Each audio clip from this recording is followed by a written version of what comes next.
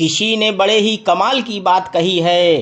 आंगन अपना छोड़कर घर किसी और के जा रही हूँ। मैं अब तक बेटी थी, अब बहू बनने जा रही हूँ। अपना वजूद भुला पहचान नई बनाने जा रही हूँ।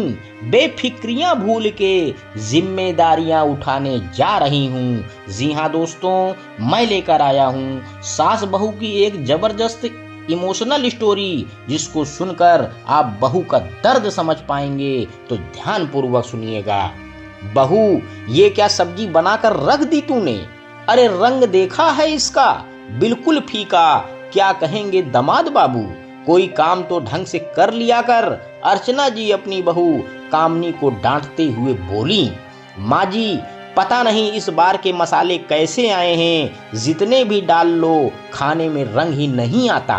कामनी नजरें झुकाते हुए बोली।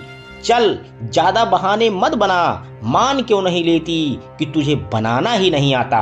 और ये देख, मेज पर चाय का दाग लगा हुआ है, वो भी साफ नहीं किया।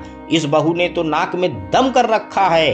कामनी चुपचाप बाकी के काम निपटाने रसोई में चली गई। ये तो रोज ही होता था। जब तक कामनी के काम में अर्चना जी कोई कमी नहीं निकाल लेती, उनका दिन शुरू नहीं होता था। कामनी बिन माँ की बच्ची थी। शादी के बाद जब अर्चना जी को देखा तो उसमें वो अपनी माँ की तलाश करती थी, लेकिन अर्चना जी तो उसकी सास थी ना। अर्चना जी दिल की बुरी नहीं थी, लेकिन बहू को कुशल गृहिणी बनाने का जिम्मा उन्होंने जरूर उठा रखा था। उनके घर की तेज आवाज पड़ोस के घरों में भी सुनाई पड़ती थी, जिसे उनकी पड़ोसन सरला काकी बड़े मजे लेकर सुनती थी।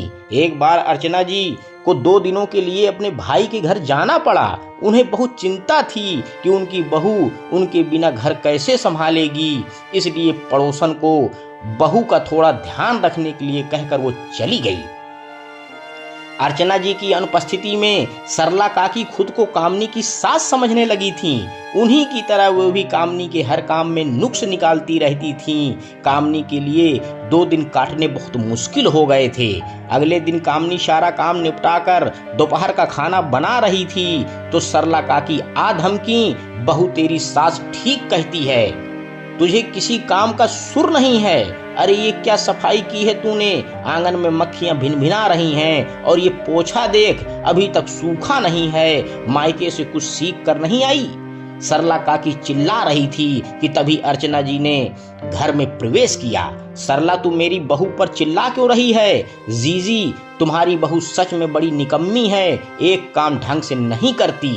सरला काकी तुनकते हुए बोली। बस सरला, चुप कर। खबरदार, जो मेरी बहू को कुछ कहा, मैंने सिर्फ इसका ध्यान रखने के लिए कहा था, ना कि इसकी सास बनने के लिए। मेरी बहू को मैं चाहे कुछ भी कहूँ, लेकिन कोई और मेरी बहू पर उंगली उठाए, ये मैं कभी बर्दाश्त नहीं करूँगी। अरे मेरी बहू तो हीरा है, हीरा। वो तो मैं बस इसलिए इसे टोकती रहती हूँ कि ये सारे काम अच्छे से सीख जाए। हूँ तो मैं सास, लेकिन साथ ही मैं माँ भी हूँ। बेटियां तो फिर भी माँ को पलटकर जवाब दे देती हैं, लेकिन मेरी बहू मेरे ताने सुनने के बाद भी मुस्कुराते हुए मेरी सेवा करती है। तू जाकर अपना घर संभाल, अपनी बहू को मैं खुद संभाल लूंगी। सरला काकी अपना समूह लेकर लौट गई और कामनी अपनी सास से लिपट गई। माँ जी, आप कितनी अच्छी हैं, आपके बिना इस घर में मेरा बिल्कुल मन नहीं लगता। बस बस बहू, ज्यादा मस्का मत लगा। तेरी तारीफ कर दी, इसका मतलब ये नहीं कि मैं तुझे टोकना छोड़ दूंगी। आखिर सास हूं तेरी। अर्चना जी ने कामनी के गालों पर प्यार से चपत लगाते हुए कहा, लेकिन कामनी फिर भी अर्चना जी के गले में बाहें डाले लटकी रही, जैसे कितने दिनों बाद वो अपनी माँ से मिली है। सच में सास बहू का रिश्ता खट्टा मीठा होता है, जिससे रिश्तों में स्वाद बढ़ता है, वरना जीवन भी बिना मसाले के खाने की तरह बेस्वाद हो जाता है। अंत में दोस्तों, बस मैं यही कहना चाहता हूँ, जब बहू घर आती है तो सब पूछते हैं कि क्या लेकर आई है, लेकिन कोई ये नहीं पूछता कि वो क्या छोड़ कर आई है। धन्यवाद दोस्तों।